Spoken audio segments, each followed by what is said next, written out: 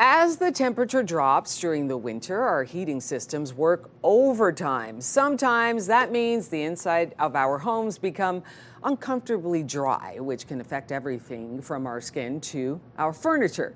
Here to help us understand the importance of indoor humidity during the winter, we've got Chris Eades from W.O. Stinson Son. Good morning to you, Chris. Good morning. Thank you for having me. Thank you for coming on. Listen, into the winter, it is so obvious how dry things can get in your home. Something that I do, I'll wash clothes and purposely just hang them around the house to dry, and then I instantly feel that humidity and that relief. But talk about why that happens, why it gets so dry in the home. So the colder the air, the drier the air. Okay. So the colder we get outside, the drier it is inside. We keep our homes nice and tight and warm. We want to keep all the warmth inside. Right. So we need to add some humidification.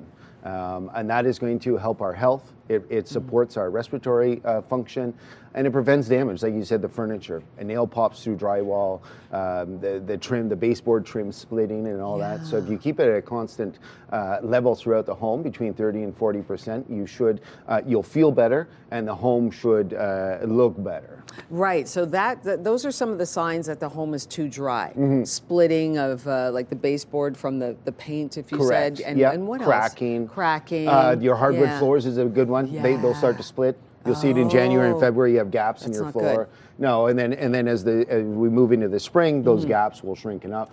That's a clear sign that we have a humidity issue in the home.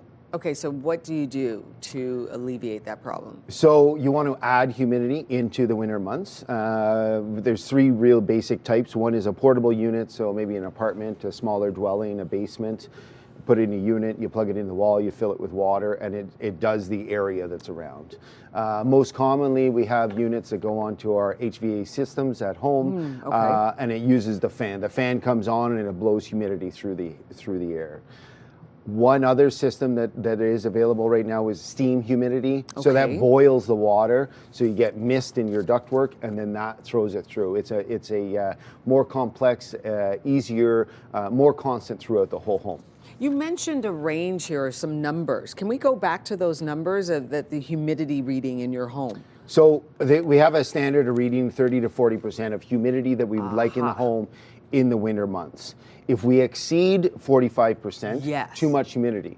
We get the water along the edge of the windows, we're having an issue. If we have less of humidity, then that's where we get the dry, the things that we're going to notice around the house, the itchy skin, the runny nose, static electricity. You touch that doorknob, and you get that shock. Yes, okay. And then I'm wondering about this. Let's say you don't have this system where you can place it right through, where it comes through your vents. You've got your spot humidifiers, if you will, like you put one in a room. Can that work just as well? Oh, absolutely. Absolutely. Okay. A little more maintenance because you have to fill it with water. Sometimes we go to hunting camps and there's a wood stove, a pot of water on a wood stove does the same thing. Okay. And then when do you know, okay, we're good now. Spring is here, spring has sprung. We don't need it anymore. When do you turn that off? You start to see that in the season, the change of the season and the temperature. I mean, in the spring it's going to be moist. We have the rain, we have the humidity in the air. We're going to see that change. And then it's in the summertime too, when people say, I don't mind the heat, because it's a dry heat. It's the humidity that I have a problem with. That's what people have a problem with. The humidity makes you feel warmer, right? So if you have a nice humidification in your home, you're going to feel warmer.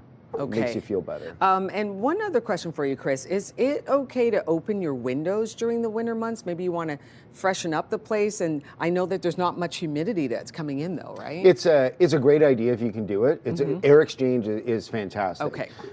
If you're just going to open the windows and let the air flow through, well, I mean, that's going to impact the heating side of things. For sure. But I mean, yes, moving air and having a constant fresh air in the home is going to help the environment around and everybody in it. Chris Eades from W.O. Stinson Son, showing us how to keep the home not too dry, some humidity in there. This is what we need during the winter months. Absolutely. Thank you so much, Chris. Thank you so much. Thank you.